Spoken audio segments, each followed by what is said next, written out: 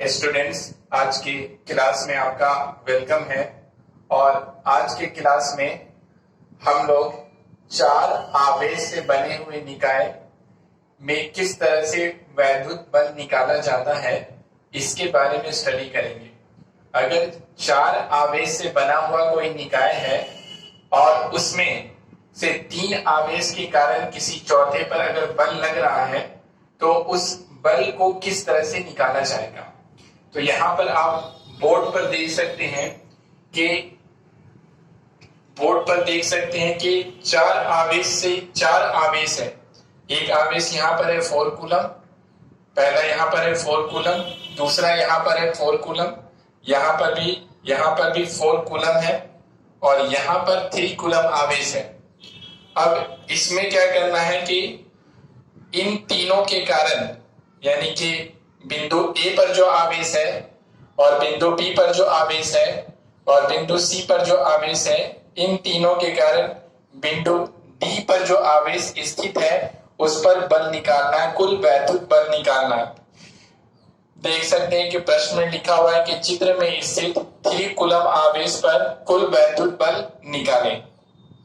यानी 3 कूलम आवेश यहां पर है, इस पर कुल वैद्युत बल निकालना है, कुल वैद्युत बल का मान निकालना है। तो इसके लिए क्या करेंगे कि इसके लिए हम लोग एक एक करके निकालेंगे। सबसे पहले क्या करेंगे कि बिंदु ए पर जो आवेश है इसके कारण इस पर कितना बल निकाल रहा है उसको निकालेंगे। फिर इस बिंदु पर जो आवेश है उसके कारण इस पर लगने वाला बल निकालेंगे और फिर इस बिंदु पर जो आवेश है उसके कारण इस पर लगने वाला बल निकालेंगे। तो 3 बल हो जाएगा, एक इसके कारण, एक इसके कारण और एक इसके कारण। इन तीनों बल को क्या करेंगे, जोड़ देंगे। लेकिन किस नियम के अनुसार? सदिश योग के नियम के अनुसार इन तीनों को बलों को जब जोड़ देंगे तो यहाँ पर लगने वाला, इस 3 कूलम आवेश पर लगने वाला कुल बल निकल जाएगा। तो सबसे पहले एक एक करके निकालते हैं। तो देखिए यहाँ पर धन आवेश है और ये भी धन आवेश है। तो 2 धन आवेश के बीच में क्या होता है कि प्रतिकर्षण का बल लगता है। तो ये वाला आवेश इस पर प्रतिकर्षण का बल लगाएगा इस तरफ, तो इसके कारण लगने वाला बल यहाँ पर इस तरह से दिखाया जा सकता है। इस तरह से इस तरफ बल लगेगा। इस बल को मान लेते हैं F और इस बिंदु को अगर आप मान लेते हैं O मान लीजिए, तो ये हो जाएगा FO और A।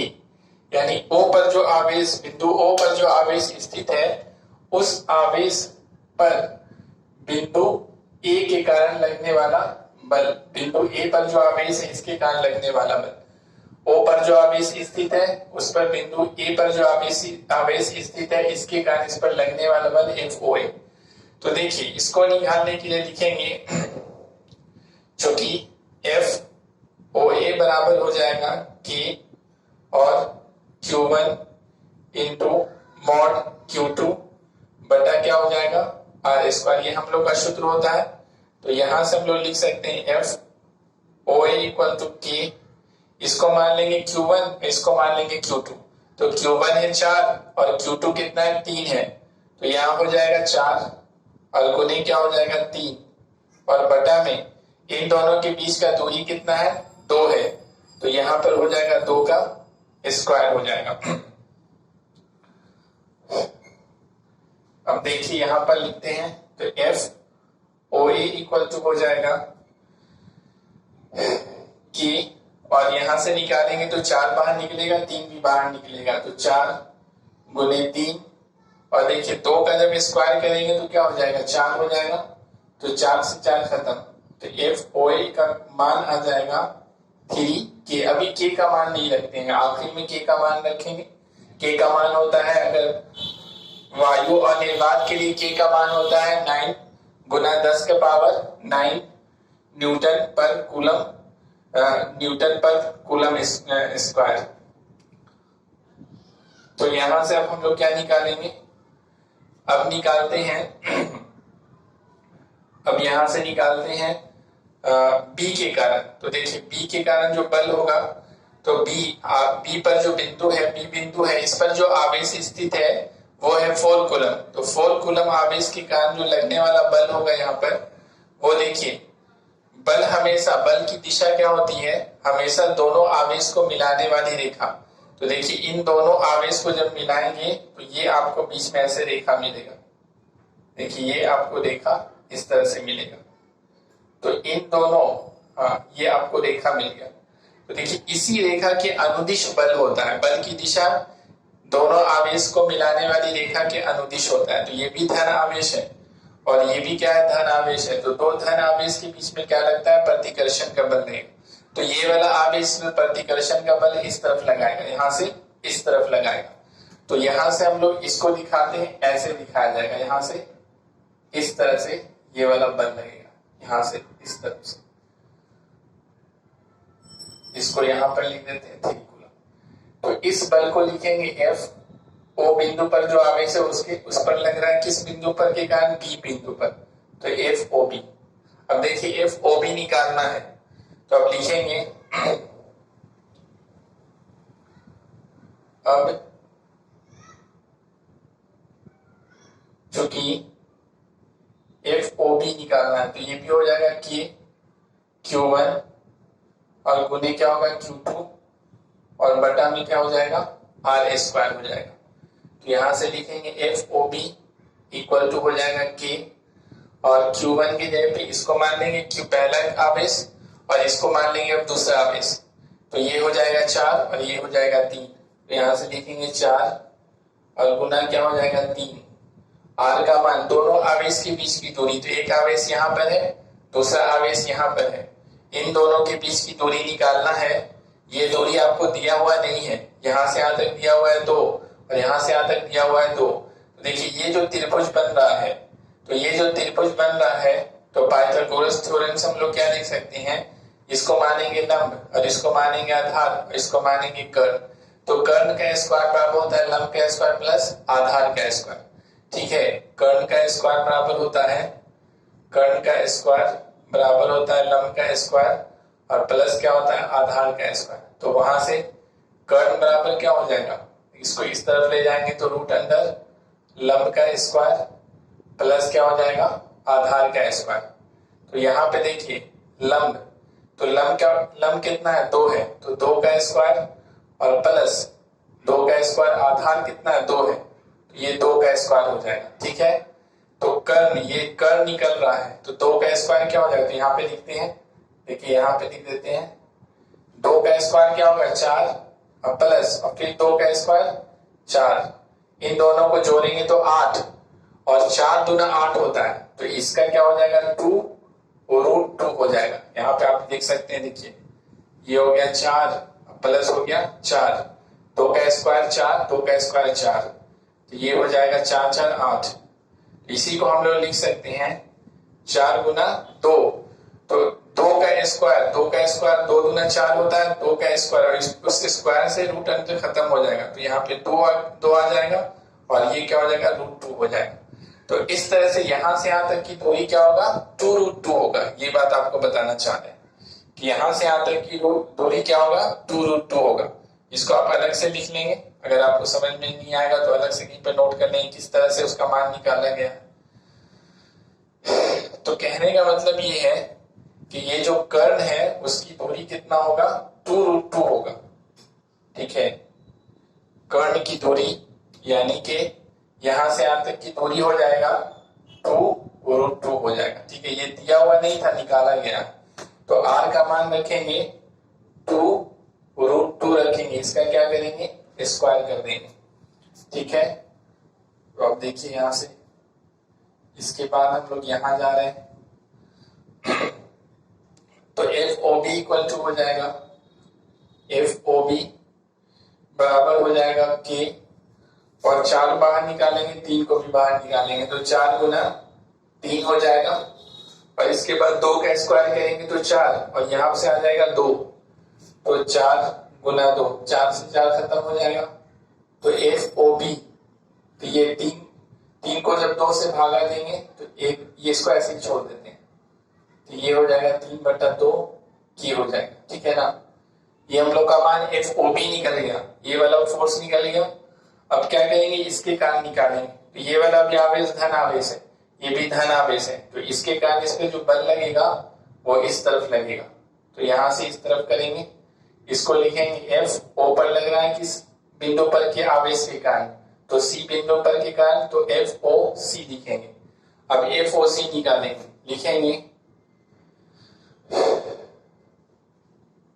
लिखेंगे अब चूंकि एफ ओ सी बराबर फिर के Q1 इंटू Q2 और बटा में आर स्क्वायर, तो F O C equal to हो जाएगा के Q1।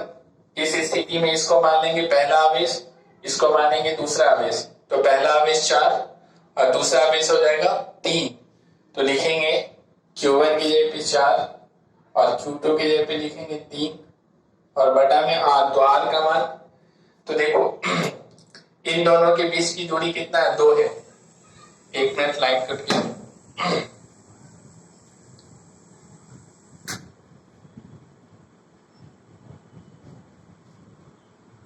तो देखिए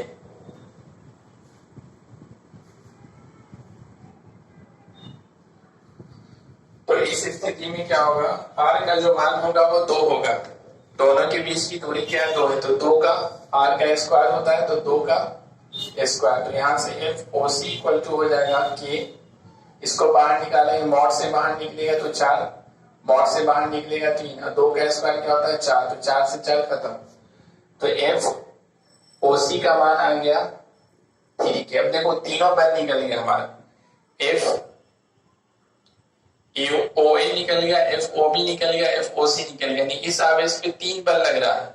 अब कुल बल निकालने के लिए क्या करेंगे, तीनों बल को आपस में जोड़ देंगे, किस नियम के अनुसार, सदिश योग के नियम के अनुसार जोड़ा जाए। तो यहां पे लिखेंगे, तो 3 कूलम आवेश पर लगने वाला कुल, यहां पे लिख देते हैं वैद्युत बल, कुल वैद्युत बल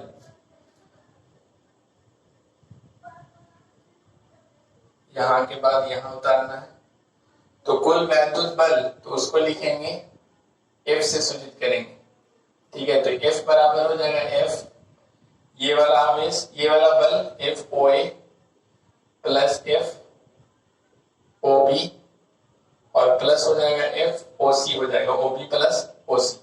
अब यहाँ पे 3 बल को जोड़ना है और किस नियम के अनुसार, सदिश योग के नियम के अनुसार जोड़ना है। तो पहले 2 बल को जोड़ेंगे, तो देखो पहले जोड़ेंगे एफ ओ ए को और एफ ओ सी को, इन दोनों को जोड़ना आसान है। देखो एफ ओ ए इस तरफ है और एफ ओ बी ओ सी इस तरफ है, और इन दोनों के बीच का कोण कितना है, 90 डिग्री है, तो 90 डिग्री है, तो इन दोनों को जोड़ना आसान है, दोनों के बीच का कोण क्या है, 90 डिग्री है। तो इन दोनों को जब जोड़ेंगे तो इसका जो परिणामी बल होगा उसको सूचित करते हैं हम लोग एफ आर से, लिख लेंगे यहाँ पे, लिखेंगे माना के एफ आर बराबर F O plus F O C. F R बराबर मान ली इन दोनों बलों का योग क्या है, उसको सूचित कर रहे हैं एफ आर से, परिणामी बल, इन दोनों का परिणामी बल एफ आर से, तो एफ आर का मान कितना हो जाएगा, तो लिखेंगे चूंकि एफ आर इक्वल टू हो जाएगा रूट अंडर, हम लोग ये पढ़ते थे ना, ए का स्क्वायर प्लस बी का square plus 2 A B cos theta, ये पढ़ाया गया होगा आपको 11th क्लास में। 2 सदिश राशियों की योग, 2 सदिश राशियों का जो योग होता है वो इस नियम से होता है। तो यहां पे देखिए पहला तो ये है, तो लिखेंगे एफ ओ ए का square plus F O C का square plus 2 F O A F O C और कॉस थीटा, तो कॉस थीटा, तो यहां पे देखिए थीटा का मान कितना हुआ है, एफ ओ ए और ओ सी के बीच का कोण कितना है, एफ ओ ए और ओ सी के बीच का कोण कितना है, 90 डिग्री है, तो डायरेक्ट यहां पे भी लिख देते हैं तो यहाँ पे लिख रहे हैं 90 डिग्री। तो इस हिसाब से हो जाएगा F R equal to F O A का square plus F O C का स्क्वायर प्लस ये हो जाएगा 2 F O A F O C, और cos 90 डिग्री का मान कितना होता है 0, तो ये पूरा क्या हो जाएगा 0। तो यहां से हो जाएगा एफ आर बराबर एफ ओ ए बराबर कितना आया है हमारा, तो देखिए एफ ओ ए का मान है 3k और एफ ओ सी का मान भी कितना है 3k है, यानी इसके जगह पे आप लिख सकते हैं 3k का स्क्वायर और प्लस इसके जगह पे भी लिख सकते हैं 3k का स्क्वायर, और ये तो पूरा क्या हो गया 0 हो गया। तो इसको यहां से लिखा जा सकता है, दोनों को जोड़ेंगे तो ये हो जाएगा 2 इंटू 3k का स्क्वायर हो जाएगा। तो यहां से आप लिखेंगे F R equal to 3k का स्क्वायर, स्क्वायर से रूट अंडर रूट क्या होगा खत्म हो जाएगा, 2 बच जाएगा, तो ये हो जाएगा 3√2k, ये हम लोग का आ गया।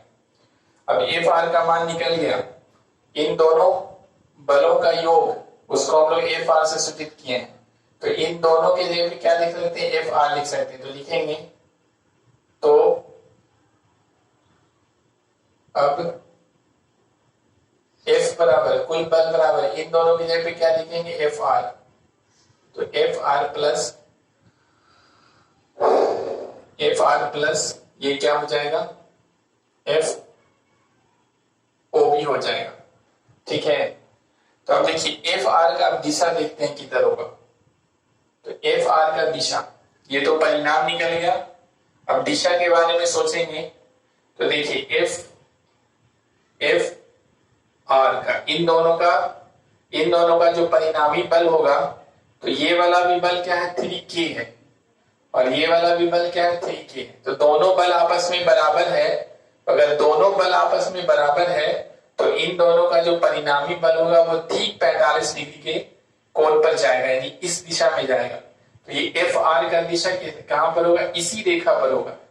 इसको मान लेते हैं यहाँ पे एफ आर मान लेंगे, इसको भी यहां से दिखा देंगे कि एफ आर इसी दिशा में, क्योंकि देखिए ये वाला कोण कितना होगा यहाँ से, ये क्या है वर्ग है, तो ये पूरा कोण 90 डिग्री, तो ये वाला कोण कितना है 45 डिग्री। तो ये वाला जो दिशा है ये एफ ओ बी क्या है 45 डिग्री पर है, और इन दोनों का जो परिणामी बल होगा वो एफ आर है और वो भी 45 पर होगा, क्योंकि ये दोनों क्या है आपस में बराबर। तो दो बल जब आपस में बराबर होता है तो उन दोनों बल के बीच का अगर कोण 90 डिग्री है तो उन दोनों का जो परिणामी बल होता है वो ठीक 45 डिग्री के कोण पर ठीक उसके पीछे बीत जाएगा। तो देखिए अब एक बल हो गया एफ आर और एक हो गया एफ ओ बी, इन दोनों को जोड़ना है, एफ आर और एफ ओ बी को जोड़ना है, और दोनों के बीच का कोण, अब इन दोनों के बीच का कोण कितना है तो 0 डिग्री है, दोनों एक ही रेखा पर है, तो दोनों एक ही रेखा पर, तो दोनों के बीच का क्या हो गया कोण 0 डिग्री। और जब दो बल है और दोनों के बीच का कोण अगर 0 डिग्री है तो उसे सदिश योग के नियम से अगर आप जोड़ते हैं तो भी उतना ही आंसर आएगा, उसे डायरेक्टली जोड़ देंगे तो भी उतना ही आंसर आता है। ये सिर्फ इस स्थिति में है कि दोनों के बीच का कोण क्या होना चाहिए 0 डिग्री होना चाहिए। दो सदिश राशि है और अगर दोनों के बीच का कोण अगर 0 डिग्री है तो आप डायरेक्टली उसे जोड़ दीजिए, जो साधारण योग का नियम है, तो जो आपका आंसर आएगा वही आंसर उस समय भी आएगा जब आप उसको सदिश योग के नियम से जोड़ेंगे। तो हम लोग यहाँ पे क्या करते हैं, आसानी के लिए डायरेक्ट हम जोड़ देते हैं, क्योंकि दोनों के बीच का बल क्या है, दोनों के बीच का कोण क्या है 0 डिग्री है, दोनों बल के बीच दोनों के बीच का कोण क्या है 0 डिग्री है। तो देखिए यहां पे क्या लिखेंगे, यहां पे लिखेंगे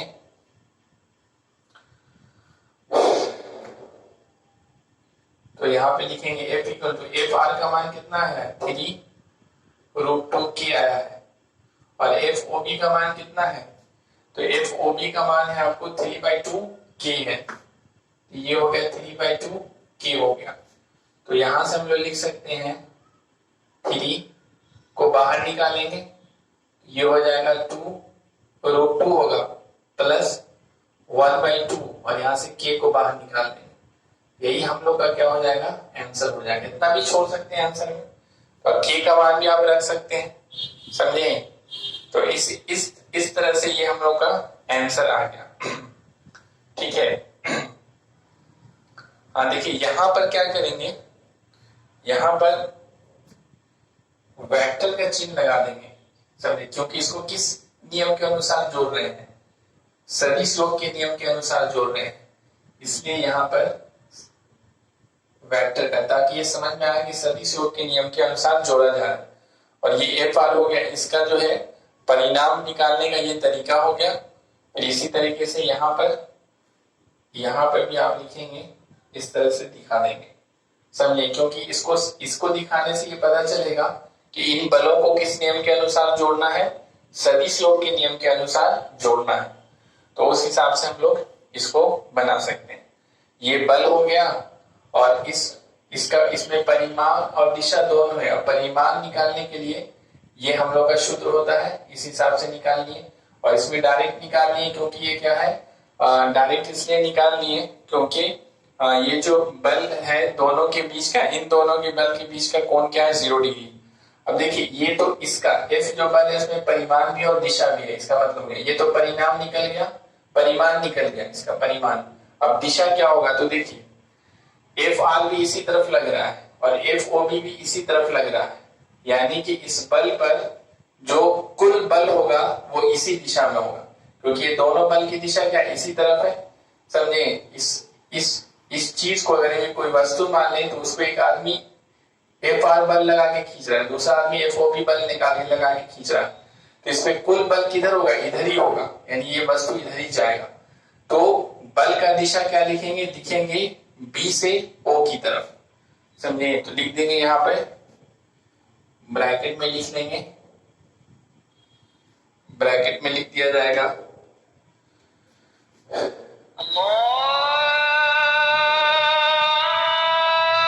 बी से ओ की तरफ लिख दिया जाएगा।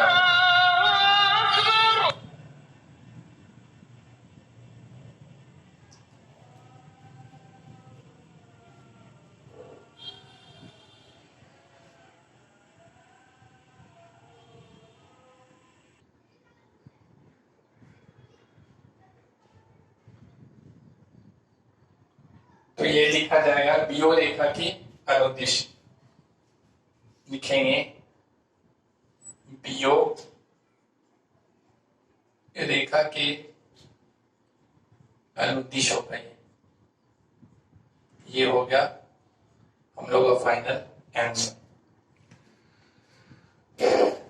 तो इसका स्क्रीनशॉट ले लीजिए, इसको उतार लीजिएगा अपने कॉपी पर। उसके बाद हम लोग दूसरा क्वेश्चन देखते हैं। तो अब देखिए दूसरा क्वेश्चन अगर ये कहता है, इसको मिटाते हैं,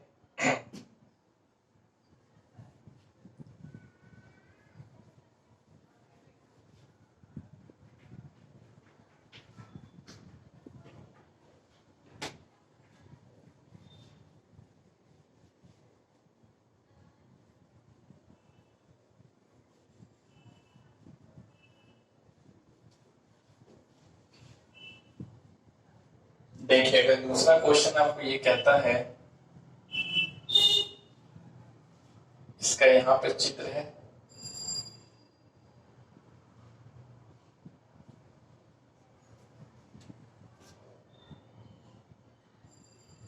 चित्र थोड़ा बदल जाएगा।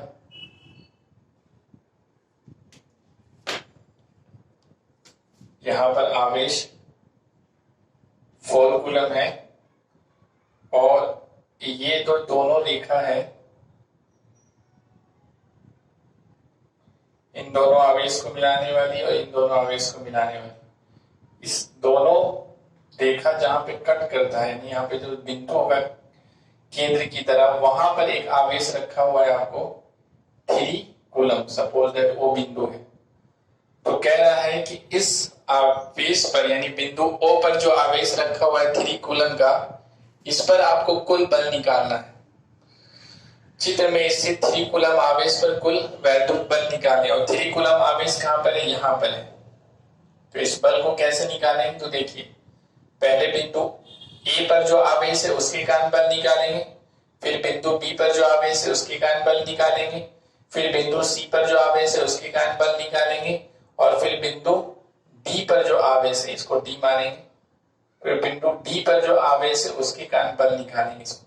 सभी बलों को क्या करेंगे, जोड़ देंगे। अब यहाँ पे देखते हैं, देखिए इस आवेश के कारण ये जो बल लगेगा यहाँ पर, तो ये धन आवेश है, ये भी धन आवेश है, तो ये वाला बल किधर लगाएगा, इस तरफ लगाएगा, यानी इस तरफ बल होगा, यहां से इस तरफ बल होगा।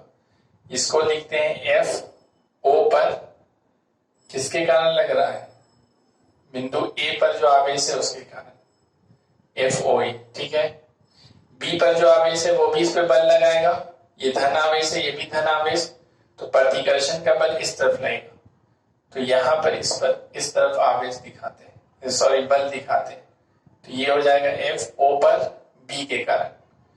फिर सी पर जो आवेश है वो भी धन आवेश है और ये इधर लगाएगा, तो ये प्रतिकर्षित इस तरफ करेगा, तो इसको यहां से इस तरह दिखा सकते हैं, एफ ओ पर किसके कारण, सी पर के आवेश के कारण, और डी पर जो आवेश है वो भी धन आवेश है, तो ये धन और ये धन, ये प्रतिकर्षण का बल लगाएगा इस तरफ, तो ये हो जाएगा आपको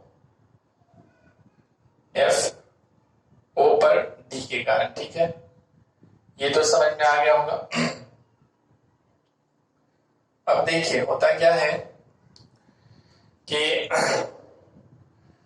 अब देखिए एफ ओ ए निकालते हैं, तो यहां पर देखिए एफ ओ ए जब आप निकालिएगा तो ये वाला आवेश है 4 कूलम, ये वाला आवेश है यहाँ पर 3 कूलम, और इन दोनों के बीच का दूरी क्या होगा, ये होगा सिर्फ √2 होगा, यहां से यहां तक पूरा दूरी क्या होगा, 2√2 होगा, 2√2। कहां से कहां तक, ए से सी तक। इससे पहले वाले प्रश्न में बताए थे कैसे निकालना है, तो ए सी होगा 2√2, ए से सी तक, तो ए से ओ तक कितना होगा, ये आधा है, तो आधा ए ओ कितना होगा, तो ये होगा ए सी बटा 2 कर देंगे, तो 2√2, ए सी का मान 2√2 बटा 2, ये कट हो गया, तो कितना बचा √2, यानी यहां से यहां तक की दूरी क्या होगा, √2 होगा, तो यहां से यहां तक भी √2 होगा, यहां से यहां तक भी √2 होगा, और यहां से यहां तक भी क्या होगा, √2 होगा। तो देखिए ये वाला आवेश है 4 कूलम और ये वाला आवेश है 3 कूलम, और यहाँ के बीच की दूरी क्या है, √2 है। यहाँ पर भी देखिए ये भी आवेश है 4 कूलम और ये हो गया 3 कूलम, और यहाँ की भी दूरी क्या हो गया, √2 हो गया। यहाँ पर भी आवेश है 4 कूलम और यहाँ पे आवेश है 3 कूलम, और यहाँ से यहाँ तक की बीच की दूरी √2 हो गया। यहाँ पे भी आवेश है 4 कूलम, यहाँ पे भी आवेश है 3 कूलम, और यहां से यहां तक की दूरी क्या हो गया, √2 हो गया। तो ये वाला जो बल निकालेंगे एफ ओ ए, इसके कारण, इस आवेश के कारण ये वाला बल, और उसके बाद जब एफ ओ बी निकालेंगे तो ये वाला बल एफ ओ सी और एफ ओ डी, ये सारा बल क्या हो जाएगा, बराबर होगा, सारा बल क्या होगा, बराबर हो जाएगा, ठीक है। क्योंकि सब आवेश बराबर है, यहाँ पे भी 4 कूलम, यहाँ पे भी 4 कूलम, यहाँ पे भी 4 कूलम, यहाँ पे भी 4, यहां से यहां तक की दूरी √2, यहां से यहां तक की दूरी √2, यहां से यहां तक की दूरी √2, यहां से यहां तक की दूरी √2, तो ये सारा बल क्या होगा, आपस में बराबर होगा। तो लिखेंगे चूंकि एफ ओ ए बराबर एफ ओ बी बराबर एफ ओ सी बराबर एफ ओ डी है, ठीक है, डायरेक्ट लिख सकते हैं, क्योंकि एफ ओ ए बराबर एफ ओ बी बराबर एफ ओ सी बराबर एफ ओ डी होगा, ठीक है। ये सब बल आपस में बराबर होगा। तो आगे लिखेंगे, तो बल F O A F O सी को निष्क्रिय बना देगा। जितना इस बिंदु, इस आवेश पर इधर बल लग रहा है एफ ओ ए, और इसी आवेश पे इधर बल लग रहा है एफ ओ सी, और दोनों बल आपस में बराबर है, तो ये वाला बल इसको क्या बना देगा, निष्क्रिय कर देगा। तो लिखेंगे, तो बल एफ ओ ए बल एफ ओ सी को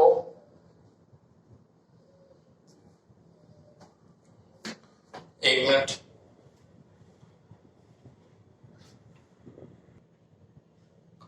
तो ये क्या करेगा,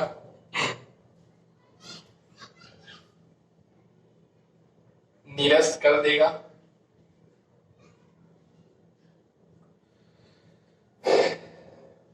तथा बल एफ ओ बी बल एफ ओ डी को निरस्त कर देगा। ये इसको निरस्त कर देगा, ये इसको निरस्त कर देगा, तो कुल बल क्या हो जाएगा? तो 3 कूलम आवेश पर कुल बल F इक्वल टू क्या हो जाएगा? 0 न्यूटन हो जाएगा। ठीक है, इस तरह से शॉर्टकट में आप बना सकते हैं, शॉर्टकट में इस तरह से बना सकते हैं। ये सब आपको सोचना पड़ेगा कैसे कैसे हो रहा है। ठीक है, तो यही आंसर हो गया। इसके बाद हम लोग नेक्स्ट क्लास में इसके आगे, यहां इसके आगे नेक्स्ट क्लास में हम लोग देखेंगे। हम आशा करते हैं आपको समझ में आया होगा। तो नेक्स्ट क्लास के लिए, तब तक के लिए थैंक यू।